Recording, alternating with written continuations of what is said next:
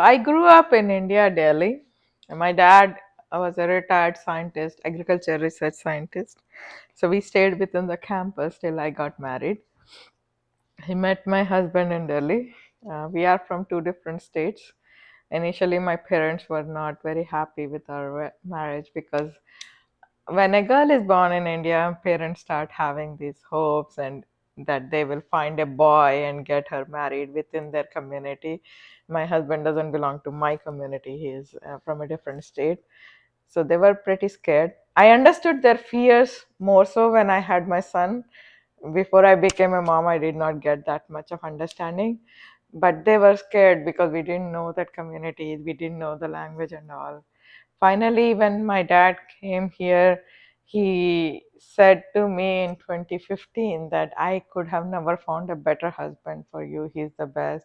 And they both, my mom and dad, used to love my husband a lot. My dad told me actually before passing away also he would spend more time with my husband and say, I like your husband a lot. He's the best person. Yes. And many people in my family now say that. Yeah. And you grew up there, and then you moved Yeah, to US. yeah, I graduated from Delhi University with my master's, and then I also got my master's in computers from Maharishi Dayanand University, Rohtak. Um, I was working in India, and one of the companies brought me here. My husband was working for a government organization where he had a transferable job. He was going to different parts of India where rural places because it was hydel power. So the hydel projects are in rural areas. So I couldn't accompany him because our son was there. His education was our prime objective. And when my company in India brought me to US, I asked my husband, "Do you want to come?" He had to leave his cushiony job and come here and work for 12 to 13 hours. So that's what happened in our house. Uh, I brought him here, then he struggled. He got a job Oh. here. He stayed home for a bit, then he got a job, and we have been bringing up our son here. All the sacrifices that we did are coming up well. Our son is studying well and he's caring. He has Indian values in him. So that's all we care about. So growing up in India and coming, immigrating here to US, can you describe some of the cultural differences you encounter between India and the US? There is a lot, like we are more family oriented. The parents still have control on our life. Like my mom will tell, you shouldn't do this, you should do this way, and how you should make the food. Eating out, she will say, don't eat out a lot. Even now, I am so grown up, still they have a kind of a control on our lives. Like my mother-in-law will also tell to my husband, don't do this, don't eat like this, and special suggestions. And we are more connected. Like I call my dad morning and evening. Now that my dad is not there, I call my mom morning and evening. We talk to each other. And many of my aunts will say, why, what do you talk every morning and evening? It's like, what did you eat, what are you going to make? That's all we have talked about. Or did you meet so and so? And that's one thing. We are more boisterous. We like having parties and all. So I have a good Indian community around me. We have parties together. We'll celebrate all the festivals we have together. We try to go meet each other as much as possible. Our weekends usually we are busy, either praying or meeting or going to the temple. So I have a good community presence here too. And how did you adapt and assimilate into the new environment? It was interesting. You Americans are very welcoming, really speaking. I met so many of my friends. One of them is a godmother to my son, Suzanne and John. They would come and give my son gifts. They would take him out, make sure he gets the support he wanted. When I was bringing my son to this to US, one of my colleagues, she moved out to Washington State now, and she was like came with me to the school to see how is the school, and she made sure that my son is not bullied and he is taken care of. It was very interesting. He was only going into second grade, so it was a very vulnerable age, but he got adjusted there, and the teachers there were so nice to him. It was a Lutheran church school, but they did not force on him to do the church or anything. But it was a good exposure for my son to understand what's the difference between the various religions and the religion we follow at home versus what he's going to in the school, because we follow Hindu religion. Uh-huh. So we do idol worship and all those things, and I'm glad that he is exposed to all various religions here. I did not feel any inconvenience, except that knowing what to say and when to say. Those are the things I think I had to learn. But when I welcomed any of them to my house to eat food and all, they were very interestingly happy. Oh, yes, we like it. And they appreciated my cooking. Well, I had to learn cooking after marriage or by trial and error on my husband. I didn't know any cooking before I got married. So how did you balance between the two culture for your child? So we have only one rule. You adapt as you want with your friends, and when you step inside the house, it's all Indian culture. This door opens, you go out, that's all American. You step inside, you come into our culture. That's been our rule always. And I keep telling my son, I don't know if you have a story like that in Chinese culture, but they say a swan, if you give milk and water mixed, it always takes only milk. It will leave the water behind. That's how you have to see any culture, is be like a swan, take all the good things and leave the bad out. So I have always told my son the same thing. And do you, what is your mother tongue? Is My it Hindi? mother tongue is Telugu. Uh, My husband's is Malayalam.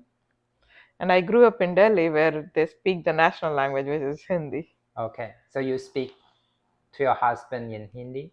Hindi, English, Yeah. yeah, with my mother in law in Malayalam. With my parents, my brother, Hindi and Telugu, because my mom also grew up in Madhya Pradesh where Hindi is prominent. So, within my uncles also we speak Hindi a lot. Hindi is very predominant in my mother's side. Did your son speak any of these languages? My son speaks Hindi. Mhm. He understands Telugu much better than Malayalam, but he's picking up on Malayalam too. Did you have to struggle of teaching him to speak Hindi and also English? No, he knew Hindi when we came here, Okay. but he lost it in the middle. So he made his own effort to learn Hindi back. And like I said, I have good friends around here. They are all Hindi speaking. So his Hindi was always good because of all these parties and meeting everyone. Mhm. Telugu, because my parents talked to him in Telugu. My dad also taught him a bit, and I speak to him in Telugu. He'll understand. He'll not reply back because he has the problems with the verb usage, and he's shy on that.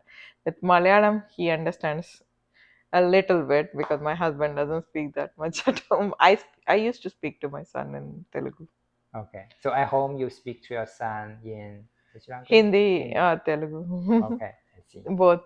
You mentioned you have challenged really getting married your husband because you were both in two different states of India. Does it have to do with the caste system? Kind of.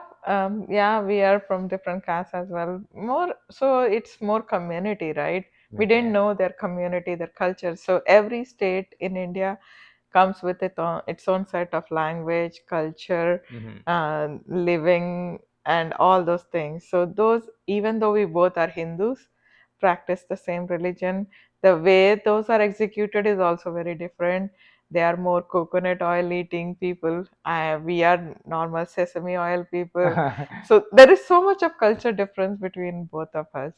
And really speaking, we were not exposed to their culture at all. We didn't have any Malayali friends till I got married. So that whole community was new to us. But you got together, you got married, and he followed you, even though at the beginning he had difficulty finding a That's job. the biggest blessing I have.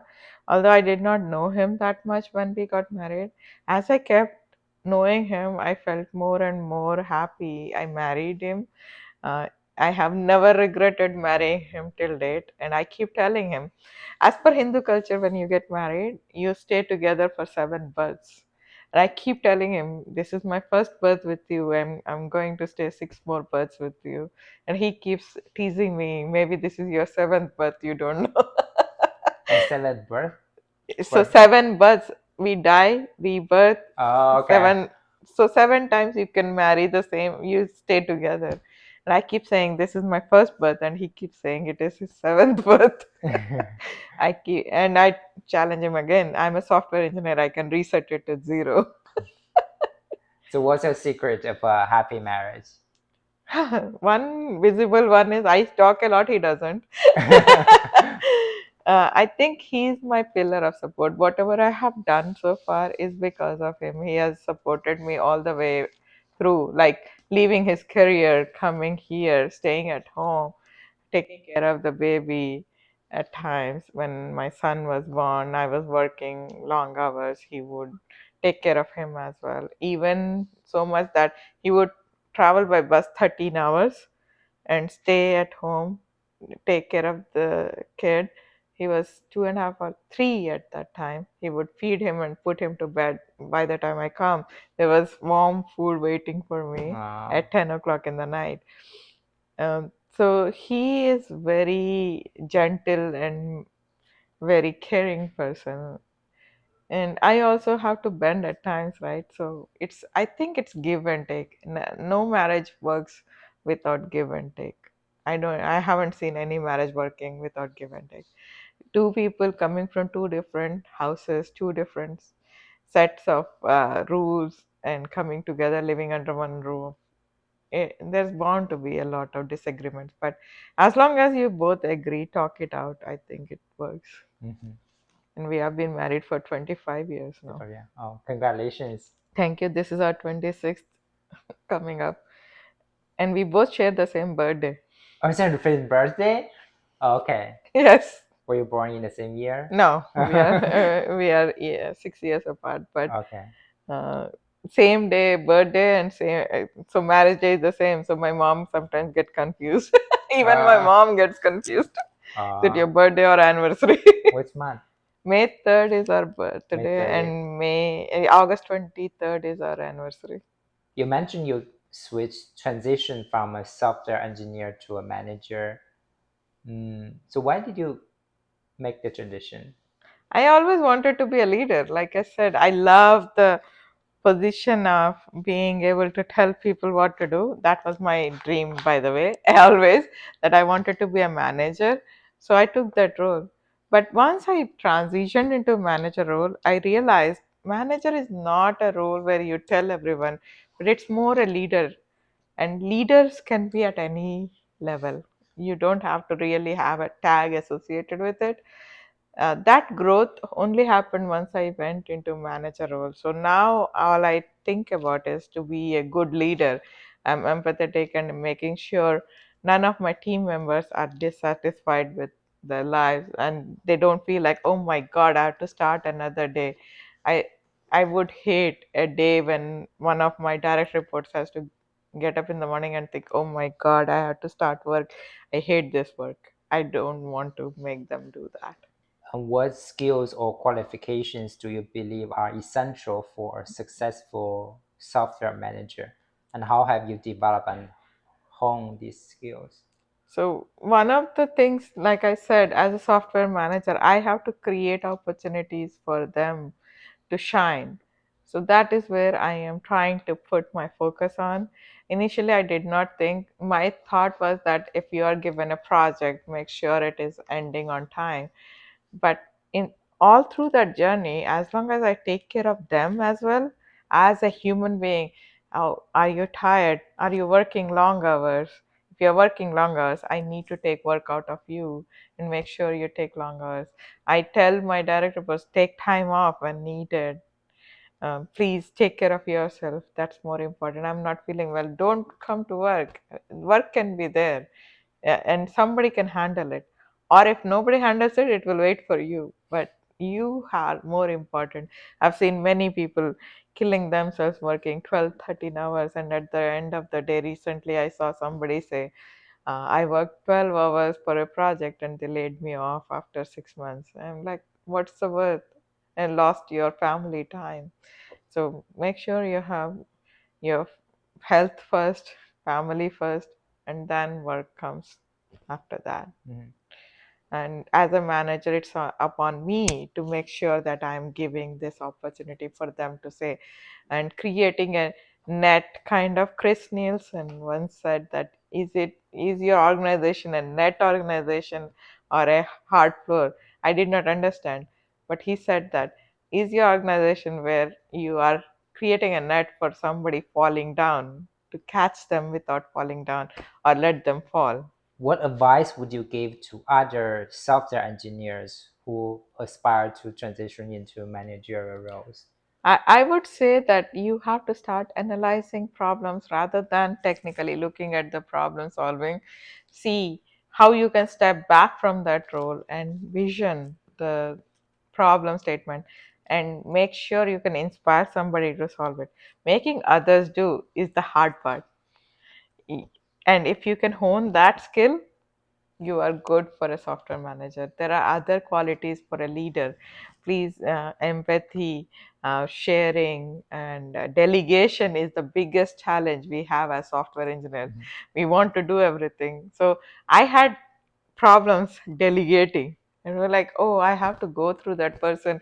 I'll have to wait 4 hours. Instead, I can do in 1 hour. Let me do it. Mhm. And that's where many times I was chided that you're not supposed to do it. You're supposed to make them do it. What's the difference of being a leader at work and being a leader at Toastmasters? There's a big difference. Money comes into picture. A manager at office, at a corporate role, is you hold their paychecks in a way. That's why they will do whatever you want. Isn't it hard in Toastmasters? You're paying nothing. So it's more about how you can inspire people to step up and help you out and help themselves out, in fact. And there's nobody who is doing anything for me for District 5, right? I don't get paid for the role I'm doing as a district director. But together we are trying to make this District 5 the best district, because we all have skin in the game. We are all who are part of this family. So I think that's the most challenging part, rather than, hey, I have to sign your paycheck. That's why you better follow me. And they'll follow you, because that's how the commanding chain works, right? Mhm. I'll do whatever my manager says, because I want to get paid at the end of the Yes, day. exactly. This is my project management, PMP, project management professional training. I got it from PMI. Very hard test. You have to memorize and give the test. I passed in the first way. Last year, my company works with a company called Now Secure. They do mobile testing for security vulnerabilities and all. They invited me to Washington, D.C. for their conference, and they gave me this award as the champion software dev, Mhm. and also this because I was on their customer advisory board.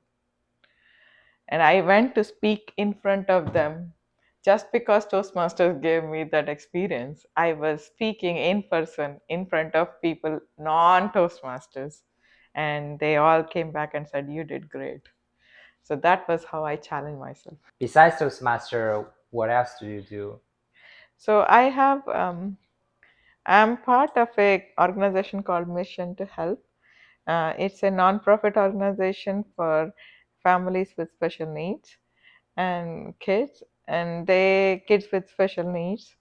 I'm the secretary there. I'm unable to put as much as work as want, but I would support any event they want to do a fundraiser with them.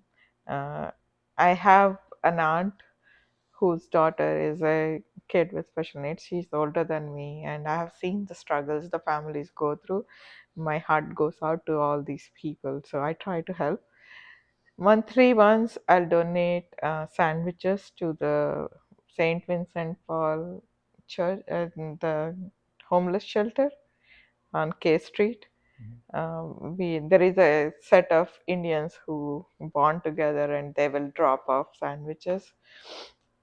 Recently, I joined Rancho Bernardo Planning Board as a board member, and this is my first stint in April. Thanks to my positive Toastmaster buddy Hugh Rothman, he pulled me into it. So I'm just learning the ropes, and it's interesting to learn what city does, how city is putting. All these are volunteer roles. None of them are like paying me anything. But between Toastmaster Planning Board, I'm so busy. How do you envision yourself in 10 years? For sure, I want to retire and get paid by public speaking. But in next 10 years, there are a lot of plans I have.